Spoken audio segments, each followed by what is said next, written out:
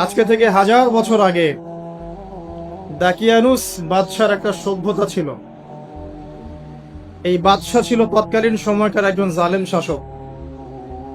সে তার রাজ্যে শিরক প্রতিষ্ঠা করেছিল, আল্লাহ রাব্বুল আলামিনের তাওহীদকে উঠিয়ে দিয়েছিল। সে তার রাজ্যে নবী সাল্লাল্লাহু আলাইহি ওয়াসাল্লাম, তৎকালীন সময়কার যে নবী আলাইহিস সালাম, তার সুন্নাহকে উঠিয়ে দিয়ে নিজের মন গড়া আদর্শ বাস্তবায়ন করেছিল দাকিয়ানুস বাদশাহ।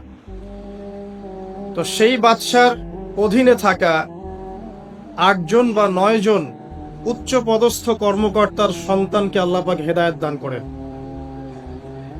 এবং তারাই ইতিহাসে আসহাবুল কাহফ হিসেবে পরিচিত আছেন। এই 7 জন বা 9 জন যুবক উচ্চ পদস্থ কর্মকর্তার সন্তান ছিলেন। তারা তাওহীদকে চিনতে শিখলেন, আল্লাহ রাব্বুল আলামিনকে চিনতে শিখলেন, শিরকের সাথে তাওহীদের আপোষ করলেন না, সুন্নতের সাথে চলমান জাহিলিয়াতের আপোষ করলেন না। এর ফলশ্রুতিতে তাদের উপর নির্যাতন নেমে আসলো। রাজা তাদেরকে 3 দিন সময় দিলেন। 3 দিনের মধ্যে যদি তোমরা তোমাদের ধর্ম ত্যাগ না করেছো, তাহলে তোমাদেরকে মৃত্যুদণ্ড দেওয়া হবে। তো সেই 7 জন বা 9 জন যুবক ওই রাষ্ট্রের মধ্যে কোনো অরাজকতা সৃষ্টি করলো না, বরং তারা সাইলেন্টলি সেই রাষ্ট্র থেকে চলে গেল। সেই ফিতনাপূর্ণ জাহেলি পরিবেশ থেকে নিজেরা আস্তে করে সরে গেল, সেখানে কোনো রকম ফাসাদ সৃষ্টি করলো না। যাওয়ার সময় তারা একটা কুকুরকে সাথে নিয়েছিল, যেই কুকুর বছরের পর বছর তাদেরকে পাহারা দিয়েছে গুহার মধ্যে।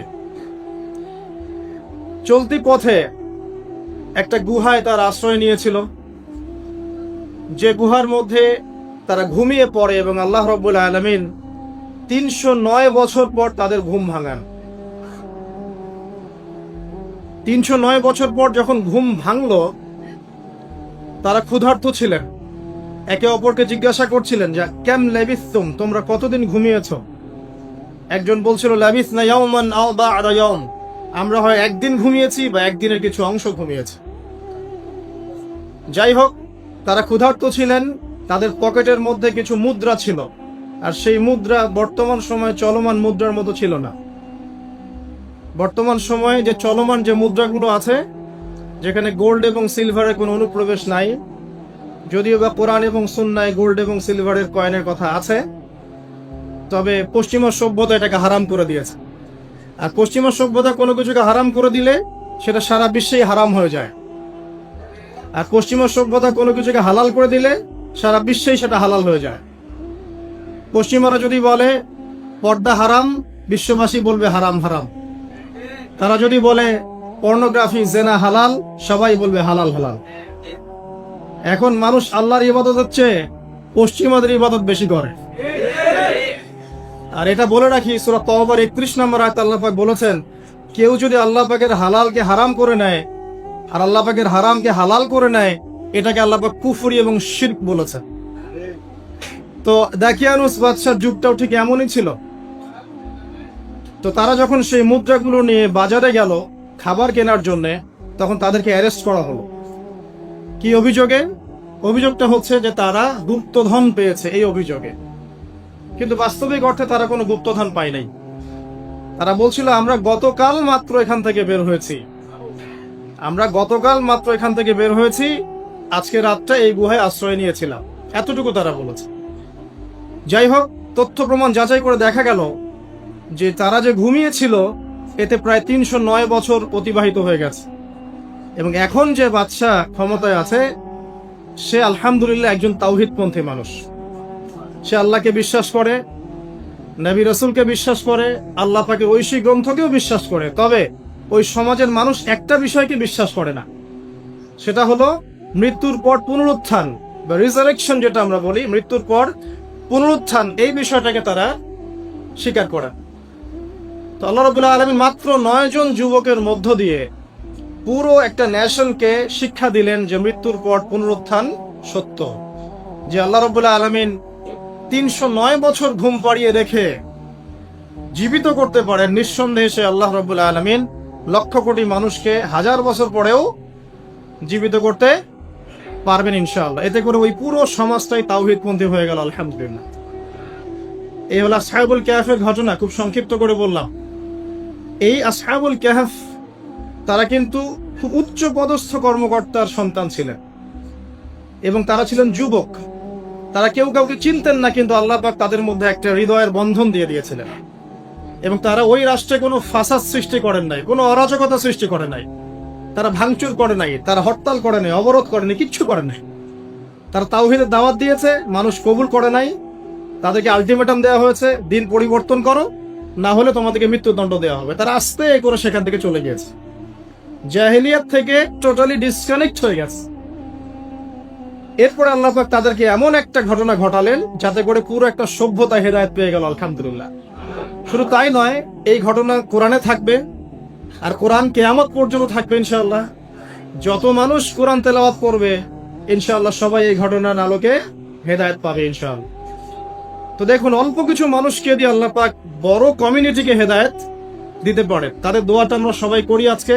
তারা দোয়া করেছিল, রব্বানা আতিনা মিন লাদুনকা রাহমা ওয়া হাইয়্ লানা মিন আমরিনা রাশাদা। ঠিক একই যুগ আবারও এসেছে ঘুরে ফিরে, সময় পরিবর্তন হতে থাকে। আমরা একটা কথা বলি, ইতিহাস পড়তে গিয়ে পড়াতে গিয়ে, যে হিস্ট্রি রিপিটস ইটসেলফ। আমরা বলি যে ইতিহাস নিজেই নিজের পুনরাবৃত্তি ঘটায়। ঠিক অনুরূপ ঘটনা ঘটেছিল নমরুদের সময়ও। নবী ইব্রাহিম আলাইহিস সালাম তাওহীদপন্থী, নমরুদ তাওহীদপন্থী নয়। সে মনে করে যে সেই হচ্ছে এই পুরো মহাবিশ্বের রব। আল্লাহ রাব্বুল আলামিন ইব্রাহিম আলাইহিস সালামের মাধ্যমে তাকে তাওহীদের দাওয়াত পৌঁছালেন, সে কবুল করলো না। আল্লাহ রাব্বুল আলামিন সামান্য যে বলে মশা, ক্ষুদ্র একটা মশা দিয়ে নমরুদকে শেষ করে দিলেন। আল্লাহ পাক সব করতে পারেন। ইতিহাস এভাবেই পুনরাবৃত্তি ঘটিয়েছে আদ এবং সামুদ জাতির ক্ষেত্রেও। আদ জাতির লোকেরা অনেক লম্বা লম্বা ছিল, ফিজিক্যালি অনেক স্ট্রংলি বিল্ট। তারা পাহাড় কেটে বাড়িঘর নির্মাণ করত। সামুদ জাতীয় ঠিক এরকমই ছিল, তারা পাহাড় পর্বত কেটে বাড়ি নির্মাণ করত। আল্লাহ রাব্বুল আলামিন হুদ আলাইহিস সালামকে পাঠালেন, সালিহ আলাইহিস সালামকে পাঠালেন দাওয়াত দেওয়ার জন্য। তারা দাওয়াতি কাজ করলেন, কম দাওয়াত গ্রহণ করলো না। ইল্লা কালিলাম মিনহুম, অল্প কিছু মানুষ ইসলাম কবুল করলো, বাকিরা বেশিরভাগই করলো না। আল্লাহ রাব্বুল আলামিন বিশাল কওমটাকে, যারা বলতো মান আশাদ্দু মিন্না কুওয়া, আমাদের চেয়ে শক্তিশালী আর কে আছে, তারা এই কথা বলতো। কোরআন এই কথা বলছে, কোরআন বলছে তারা বলতো মান আশাদ্দু মিন্না কুওয়া, আমাদের চেয়ে শক্তিশালী আর কে আছে। এখন এই স্লোগানগুলো আমরা ওয়ার্ল্ড অ্যাফেয়ার্স ঘাটলে দেখতে পারি না? বিভিন্ন পরাশক্তি বলছে আমাদের চেয়ে শ্রেষ্ঠ আর শক্তিশালী কে আছে। এই কথাটাই বলেছিল আদ এবং সামুদ জাতি। আল্লাহ পাক এদেরকে এমন ভাবে ধ্বংস করেছেন যেন খেজুর গাছ উপড়ে ফেললে যেমন করে পড়ে থাকে, আদ জাতির লোকরা বাড়ির মধ্যে এভাবে পড়েছিল। মাত্র 6 দিন এবং 7 রাতের মধ্যে আল্লাহ পাক আদ জাতিকে ধ্বংস করেছেন। আর সামুদ জাতিকে আল্লাহ পাক ধ্বংস করেছেন বজ্রপাত দিয়ে, প্রচন্ড বজ্রপাত দিয়ে, মুহূর্তে একটা কম শেষ। আল্লাহ পাক সব করতে পারেন। ইতিহাস এভাবেই পুনরাবৃত্তি ঘটিয়েছে। ফেরাউনের যুগে চলে যান, মূসা আলাইহিস সালাম একই দাওয়াত দিয়েছেন আল্লাহ রাব্বুল আলামিন।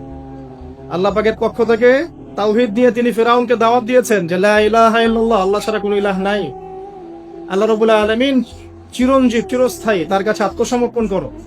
ফেরাউন বলেছিল আনা রাব্বুকুমুল আ'লা, আমি তোমাদের মহান রব। নাউযুবিল্লাহ। সে বলেছিল মা উরিকুম ইল্লা মা আরা, আমি যা ভালো মনে করি তাই তো তোমাদেরকে বলি। ওয়া মা আহদিকুম ইল্লা সাবিলার রাশাদ, এবং আমি তোমাদেরকে শুধু সৎপথ দেখাই। ফেরাউন এই কথা বলেছিল। সে বলেছিল যে মা আলিমতু লাকুম মিন ইলাহিন গায়রি, আমি তো জানি না যে আমি ছাড়া তোমাদের কোনো ইলাহ আছে। নাউযুবিল্লাহ।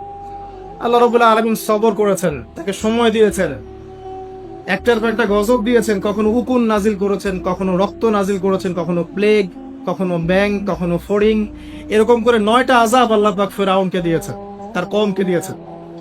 সর্বশেষ আল্লাহ রাব্বুল আলামিন লোহিত সাগরে সদল বলে ফেরাউনকে ডুবিয়ে মেরেছেন। ডুবে মরার সময় ফেরাউন বলেছিল যে আমানতু বিরাব্বি হারুন ওয়া মূসা, আমি এখন হারুন এবং মূসার রবের প্রতি ঈমান আনলাম। ডুবে মরার সময় ফেরাউন এই কথাটা বলেছিল। তখন আল্লাহ রাব্বুল আলামিন বলেছেন আল-আন, এখন, ওয়াকাদ আসাইতা মিন ক্বাবল, এর পূর্বে তুমি বিরুদ্ধাচরণ করেছো। আল-ইয়াউমা নুনাজ্জিকা বিবাদানিক, আজকে আমি তোমার বাদান, মানে তোমার দেহটাকে সংরক্ষণ করব, প্রিজার্ভ করব। কি জন্য প্রিজার্ভ করবে? মিউজিয়ামে রেখে দেওয়ার জন্য? মিশরের মিউজিয়ামে রেখে দেওয়ার জন্য? কি কারণে প্রিজার্ভ? লিতাকুনা লিমান খালফাকা আয়াহ, তোমার পরবর্তীতে যারা আসবে পৃথিবীতে ওদের সবার জন্য তুমি নিদর্শন হয়ে থাকো, এই কারণে। তো ফেরাউনের পরে তো হাজার হাজার বছর চলে গেল, এবং এই হাজার বছরে আমরা দেখেছি আরো হাজারটা ফেরাউন এসেছে পৃথিবীতে। তাদের সবার জন্য এই ফেরাউনের মমিটা ছিল কি? নিদর্শন। কে আল্লাহ নিদর্শনের পরোয়া করে? আল্লাহ পাকে নিদর্শনের কে পরোয়া করে? আমাদের কনসেপ্ট এখন এমন, ইনহিয়া ইল্লা হায়াতুনা দুনিয়া, এই দুনিয়ার জীবনটাই আমাদের হায়াত। নামুতু ওয়া নাহইয়া, আমরা এখানেই বাঁচি, এখানেই মরি। ওয়া মা নাহনু বিমাবউসিন, আর আমাদেরকে পুনরুত্থিত করা হবে না। কোন মানুষ যদি পরকালীন কনসেপ্ট লালন করে চলে, সেই মানুষ কি বেনামাজি থাকতে পারে কিনা? সেই মানুষ কি যাকাত না দিয়ে থাকতে পারে কিনা? যে মানুষ পরকালে বিশ্বাস করে যে আল্লাহর সামনে আমাকে দাঁড়াতে হবে একা একাই, আমার ইমাম, আমার পীর, আমার অমুক, আমার তমুক নেতা নেত্রী কেউ আমার সাথে যাবেন, আমাকে একা আমার আল্লাহর সামনে দাঁড়িয়ে হিসাব দিতে হবে, এই কথা যে চিন্তা করে, সে কি নামাজ না পড়ে থাকতে পারে কিনা? সে কি যাকাত না দিয়ে থাকতে পারে কিনা? সে কি দুর্নীতি করতে পারে কিনা? মানুষকে ঠকাতে পারে কিনা? সে কি সুদ খেতে পারে বা ঘুষ খেতে পারে? সে কি জেনা করতে পারে? সে কি কাপড় খুলে দিয়ে উন্মুক্ত হয়ে ঘুরতে পারে কিনা? এখন তো উন্মুক্ত হওয়ার সংস্কৃতি চলছে নাকি?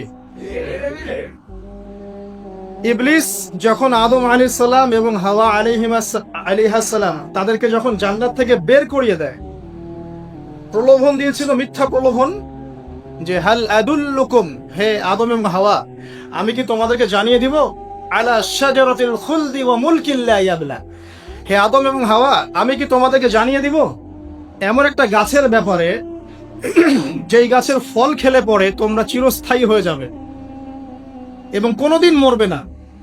এই যে চিরস্থায়িত্বের টোপ আর অমরত্বের টোপ, এই দুইটা টোপ দিয়ে আমাদের পিতা মাতাকে ইবলিস জান্নাত থেকে বের করে দিচ্ছে।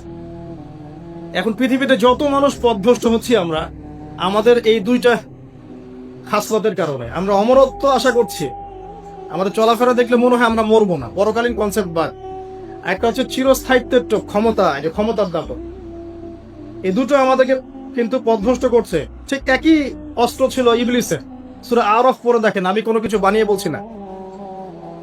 তখন আল্লাহ পাক বললেন যে ইয়া বানি আদম, হে বনু আদম, আদমের সন্তান যারা আছো, আমাদেরকে আল্লাহ পাক বলছে তোমরা শোনো, লা ইয়াফতিনান্নাকুমুশ শাইতান, শয়তান যেন তোমাদেরকে ফিতনায় না ফেলতে পারে। কামা আখরাজা আবাওয়াইকুম মিনাল জান্নাহ, ঠিক যেমন করে তোমাদের পিতামাতাকে শয়তান জান্নাত থেকে বের করে দিয়েছে। যেহেতু আমাদের পিতা আর মাতাকে শয়তান জান্নাত থেকে বের করে দিয়েছে, আল্লাহ পাক এই আদমের সন্তানদেরকে বলছেন তোমরা সতর্ক থেকো, তোমাদেরকে যেন শয়তান জান্নাত থেকে যেভাবে বের করেছিল তোমার পিতা মাতাকে, এমন করতে না পারে। আর কি করতে না পারে? ইয়ানজিউ আনহুমা লিবাসাহুমা লিউরিয়াহুমা মিন সাওয়াতিহিমা, পড়ে দেখেন সূরা আরাফ। আল্লাহ বলছেন মনে রেখো আদমের সন্তানরা, ইবলিস কিন্তু শুধু তোমার পিতামাতাকে জান্নাত থেকে বের করেই দেয় নাই, বরং গাছের কাছে নিয়ে গিয়েছিল, ফল খাওয়ার সাথে সাথেই তাদের গায়ের পোশাক খুলে পড়ে গিয়েছে। তাহলে আমাদের পিতামাতাকে জান্নাতে নগ্ন করে দিয়েছিল কে? সেই কথা আল্লাহ পাক বলছেন আদম সন্তানদেরকে তোমরা সতর্ক থেকো, তোমাদেরকে যেন ইবলিস নগ্ন করতে না পারে, ঠিক যেমন করে তোমাদের পিতামাতাকে করেছে। তাহলে এখন যে পুরো বিশ্ব জুড়ে নগ্নতার যে সংস্কৃতি চলছে, তাই এরা কার এজেন্ডা বাস্তবায়ন করছে বুঝতে পারছেন? কোরআন পড়েন, পৃথিবীতে যত সভ্যতা চলে গেছে, ব্যাবিলনের সভ্যতা, চাইনিজদের সভ্যতা, তারপরে যে আমাদের মাও সেতুং, ইতালির মুসোলিনি, এদিকে জ্যাপল সার্তে, এদিকে আপনার ফিডেল ক্যাস্ট্রোর কথা বলেন, ওই পশ্চিমা সভ্যতা বাদ দিয়ে যত বড় বড় সভ্যতা রিনাউন্ড, সবার পোশাক ছিল শালীন। আমি চ্যালেঞ্জ করলাম, খুঁজে দেখেন চাইনিজদের পোশাক দেখেন, আগেকার পোশাক, হাজার বছর আগের পোশাক, শালীন পোশাক। তারা কিন্তু মুসলিম ছিলেন না। আপনি এই ব্যাবিলনের সভ্যতা দেখেন, ব্যাবিলনের সভ্যতা অনেক প্রাচীন না? এই সভ্যতার পোশাক দেখবেন এটা অশালীন পোশাক ছিল না। এমনকি আইয়ামে জাহিলিয়াত যেটা আমরা বলি, নবী সাল্লাল্লাহু আলাইহি ওয়াসাল্লাম যখন জন্ম নেননি তার আগের সময় কথা হচ্ছে, ওই সময়ে যে মানুষ জেনা করতো, মেয়েকে যে কন্যা সন্তানকে জীবিত দাফন করতো, তারপরেও ওদের পোশাক শালীন ছিল।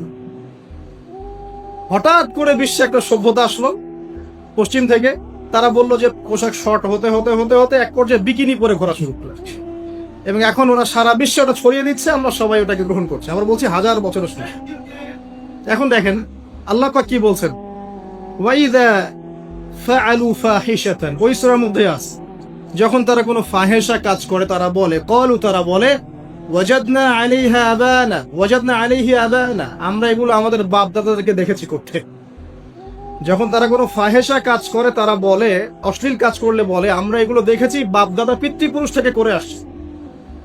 আল্লাহু আমারনা বিহা, আল্লাহ আমাদেরকে আদেশ করেছেন। আল্লাহ বলেন, কুল ইন্নাল্লাহা লা ইয়া'মুরু বিল ফাহশা, আল্লাহ পাক কখনো অশ্লীল কাজের আদেশ করতে পারেন না। আতাকুলুনা আলাল্লাহি মা লা তা'লামুন, তোমরা কি আল্লাহ সম্পর্কে এমন কথা বলছো যে কথা তোমরা জানো না? আল্লাহ কিসের আদেশ করেন? আল্লাহ বলছেন, কুল আমারা রাব্বি বিল কিসত, হে নবী বলে দিন আল্লাহ পাক আদেশ করেন ন্যায় বিচারের আদেশ করেন। ওয়া আকিমু ওয়ুজুহাকুম ইনদা কুল্লি মসজিদ, এবং প্রত্যেক নামাজের ওয়াক্তে নিজের চেহারাটাকে একনিষ্ঠভাবে আল্লাহর দিকে ফেরাবে, এই আদেশ আল্লাহ পাক করেন।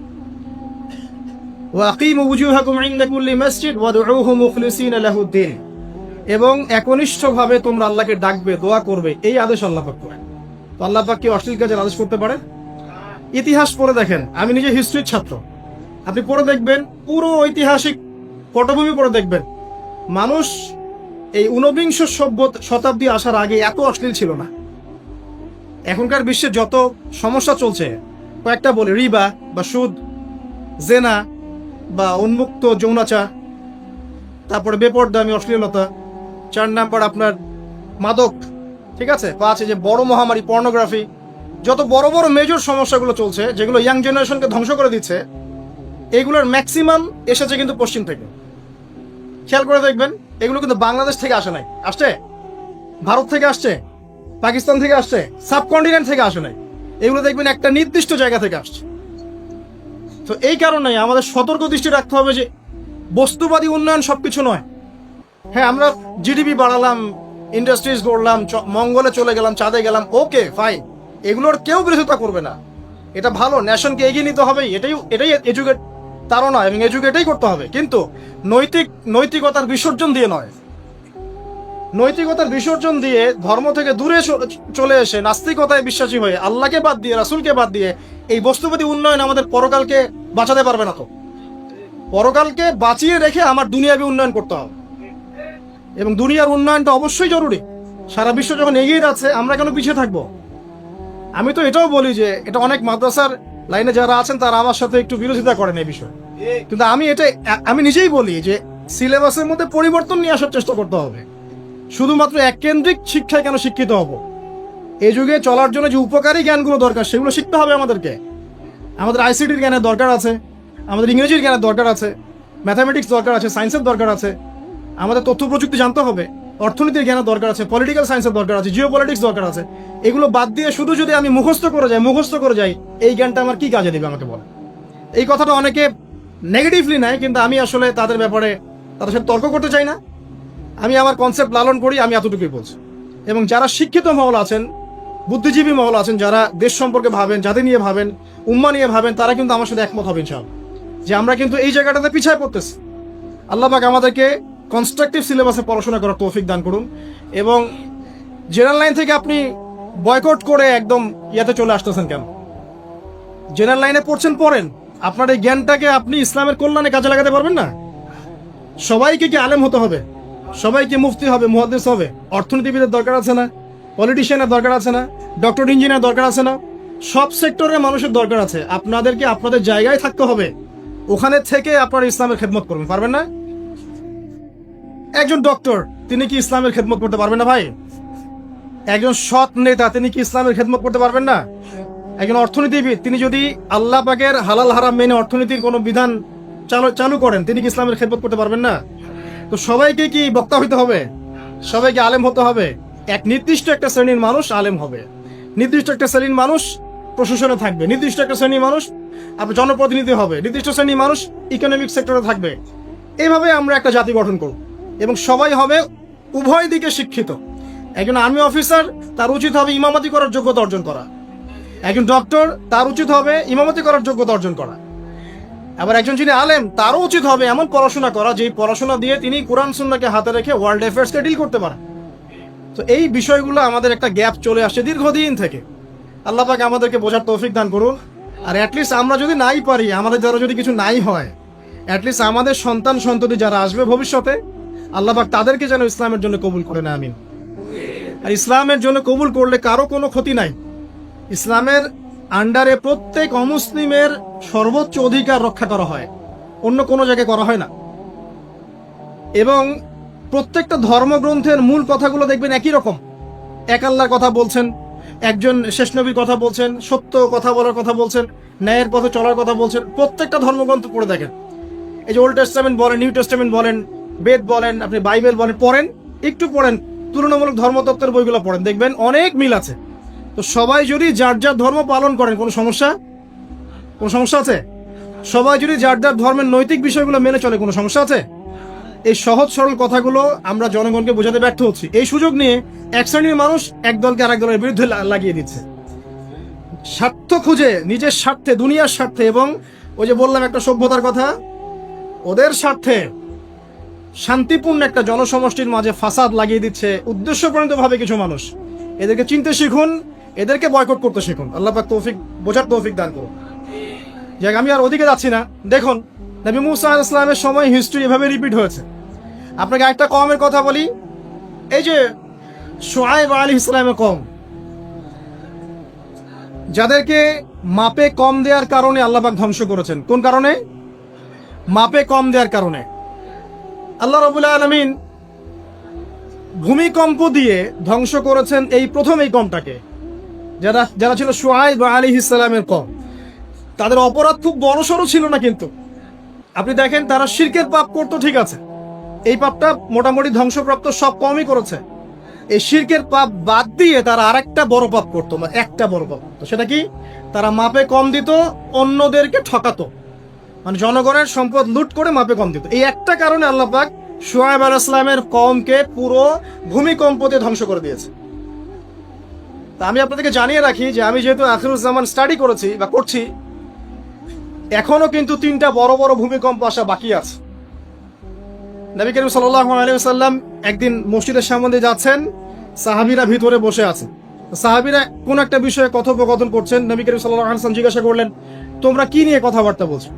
সাহাবীরা বললেন যে আমরা কিয়ামতের আলামতগুলো নিয়ে কথা বলছিলাম। তখন নবীজি বললেন সাল্লাল্লাহু আলাইহি ওয়াসাল্লাম, 10টা আলামত আসার আগে কিয়ামত হবে না। কয়টা আলামত? 10টা। এই 10টা আসার আগ পর্যন্ত কিয়ামত হবে না, নিশ্চিন্ত থাকতে পারেন। কিন্তু এই 10টা কবে চলে আসবে এর কোনো গ্যারান্টি আছে? নাই। তার প্রথমটা হচ্ছে দাজ্জাল, মাসিহুদ দাজ্জাল মানুষের রূপে বের হবে। 2, ঈসা ইবনে মারইয়ামের আগমন, নবী ঈসা আলাইহিস সালাম আসবেন এবং তার হাতে দাজ্জাল নিহত হবে। কোথায় নিহত হবে সেটাও বলে দেওয়া আছে, প্যালেস্টাইনের বাবেলুদ নামক জায়গায়, যে জায়গাটা অলরেডি প্রস্তুত। 3 নাম্বার হচ্ছে দাব্বাতুল আরদ, জমিন থেকে একটা অদ্ভুত প্রাণী বের হবে যে মানুষের সাথে কথাবার্তা বলবে। এটা হাদিসে আছে, কিন্তু তা আমরা এখন নিঃসন্দেহে 90% মানুষ বিশ্বাস করবে না। এবং যারা একটু বেশি চেতনাধারী তারা বলবে যে মোল্লা মুন্সিদের কথা শোনো, প্রাণী বলে আবার কথা বলবে। কিন্তু হ্যাঁ, এই কথাটাই যদি নাসা বলে যে হ্যাঁ একটা প্রাণী আছে পৃথিবীর গভীরে, সে অচিরেই বের হবে এবং কথা বলবে, দেখবেন সবাই বিশ্বাস করছে। দেখেন চিন্তাগত শিরক। দেখেন এই ভলেন্টিয়ার যারা আছো ওইখানে করো, চিন্তাগত শিরকটা দেখেন। যখন আমরা ওইসব মিডিয়া থেকে কোনো কথা আসে, আমরা নিশ্চিন্তে নির্দ্বিধায় বিশ্বাস করি। আল্লাহ পাক হাদিসে বলছেন, নবী হাদিসে বলছেন, দাব্বাতুল আরদ বের হবে, মানুষের সাথে কথাবার্তা বলবে। মানুষ বিশ্বাস করতে চায় না। আর কি? ধোঁয়া। এই ধোঁয়ায় আকাশ ছেয়ে যাবে, ধোঁয়া দিয়ে আকাশ ছেয়ে যাবে।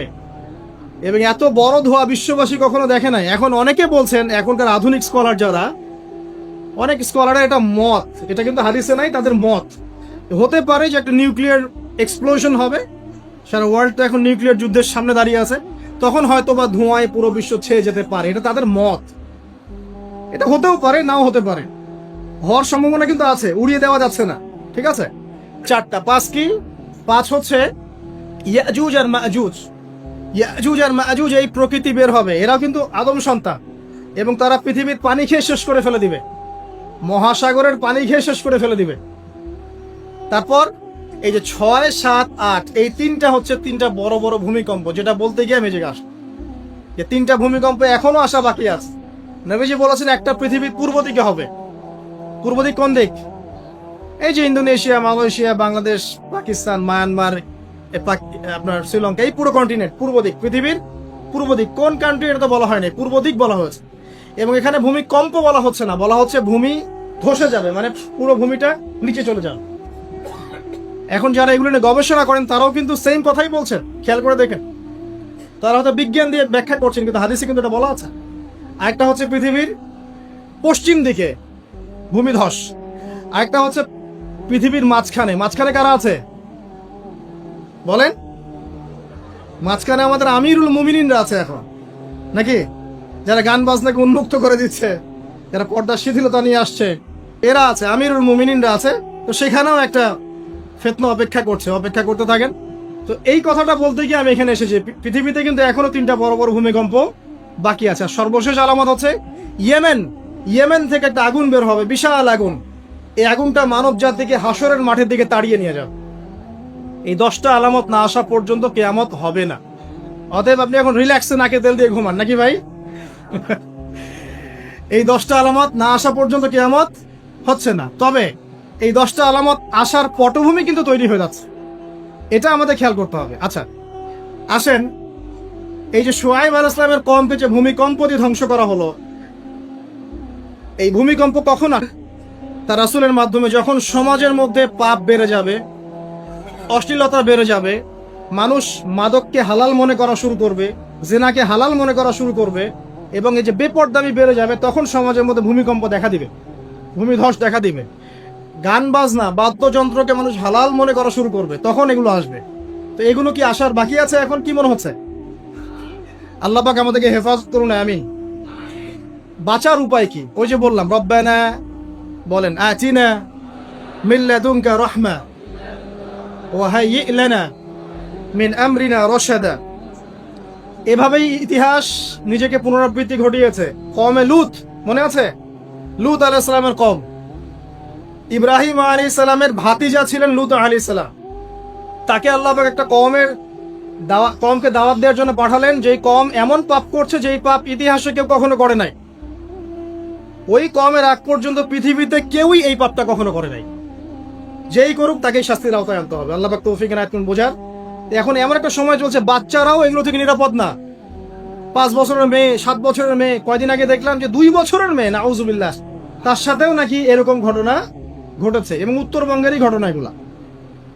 আর এগুলো শহরের চেয়ে এখন গ্রামে বেশি হচ্ছে। কারণ কি জানেন? গ্রামে তো আগে মানুষ এই উন্মুক্ত পোশাক আশাক দেখতো না খুব বেশি। এখন যখন পর্ন চলে আসছে হাতে, বাসায় সব এগুলো দেখছে, তখন গ্রামে দেখবেন ধর্ষণ বাড়ছে না? এটা নিয়ে আমি আলাদা লেকচার দিয়েছি যে কতগুলো ধর্ষণ হয়েছে এই পর্যন্ত। এই বছরই লাস্ট এই বছরই দেখবেন রিপোর্টেড 1337টা রেপের ঘটনা ঘটেছে এই বাংলাদেশে। অ্যালার্মিং বিষয়। আর আমেরিকাতে প্রতি 6 জনে একজন রেপ হয়, আর রেপের রাজধানী হচ্ছে সাউথ আফ্রিকা, ওখানে প্রতি 3 জনে একজন রেপ হয়। তো এগুলা কিভাবে হচ্ছে? Only because of pornography. এটা যদি এখনো বন্ধ করতে না পারা যায়, আগামী ভবিষ্যৎ খুব খারাপ হবে। যেখানে সেখানে মানুষ জেনা করবে, যাকে তাকে রেপ করবে দেখে নিয়ে, বিকজ এটা ভিতর থেকে মানুষকে পশু বানিয়ে দিচ্ছে। তো এটা দিয়ে পুরো স্পেশালি মুসলিম যুবকদের ভিতরে এমন একটা মানে পশুত্ব ঢুকিয়ে দেওয়া হয়েছে যে জেনা, ধর্ষণ, বেহায়াপনা এগুলো বাড়তেই আছে দিন দিন। এটা না কমানো গেলে এবং মানে আইনের সুশাসন নিশ্চিত করা না গেলে ধর্ষণ কমবে না, জেনা কমবে না, ইফটিজিংও কমবে না, মেয়েদের অধিকার আর আদায় করা সম্ভব হবে না। এটা আমার মত। বাকিটা আপনারা ভেবে দেখেন। আপনারা অনেক বিজ্ঞ মানুষ আছেন, ভেবে দেখেন কি করলে এগুলো কমবে। যদি না ভাবি, আল্লাহ পাক কি করবেন জানেন? একটা হাদিস বলি কেন। জাইনাব বিনতে জাহাশ রাদিয়াল্লাহু আনহা তিনি বলছেন, ইয়া রাসূলুল্লাহ সাল্লাল্লাহু আলাইহি ওয়াসাল্লাম, আনুহলিকু ওয়া ফিনা সালিহুন। আমাদের মধ্যে সৎ লোক থাকা অবস্থাতেও কি আমরা ধ্বংস হয়ে যাব? আমাদের মধ্যে সৎ যে অনেক ব্যক্তি আছে তারা থাকলেও কি আমরা ধ্বংস হয়ে যাব? নবীজি বলছেন, নাম, হ্যাঁ তোমরা ধ্বংস হবে। ইযা কাসরাতিল খাবাস, যখন নোংরামি, অশ্লীলতা, বেহায়াপনা বাড়তে থাকবে, আলেম জালেম সব ধ্বংস হয়ে যাবে। তা আমরা আমাদের সাথেই কথাগুলো বলবো, কারণ আমরা যদি এগুলোকে প্রতিহত করতে না পারি, তাহলে আমাদের বাড়িতেও এই ফিতনা ঢুকে আসবে না? আসবে। দেখে নিয়েন, আল্লাহ পাক বোঝার তৌফিক এনায়েত করুন, আমিন। তো কওমে লূতকে আল্লাহ পাক কি করেছেন? সুন্দর বালকের রূপে এই জিবরাইল আর মিকাইল আলাইহিস সালামকে পাঠিয়ে